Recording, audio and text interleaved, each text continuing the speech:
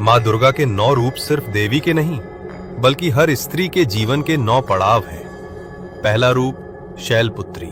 ये रूप है एक बेटी के जन्म का, जो अपने पिता की पहचान से जानी जाती है। दूसरा रूप ब्रह्मचारिणी। ये रूप है उस कन्या का जो शिक्षा और तप के लिए गुरुकुल में प्रवेश करती है। तीसरा रूप चंद्रघंटा। ये रूप है उस युवती का जो विद्या में निपुण होकर दुनिया का सामना करने को तैयार है। चौथा रूप कूष्मांडा। ये रूप है दर्वती माँ का, जिसकी गोद में रखा घड़ा जीवन की सृष्टि का प्रतीक है। पांचवा रूप स्कंद माता। ये रूप है उस माँ का जिसने अभी अभी नवजीवन को जन्म दिया है। छठा रूप कात्यायनी।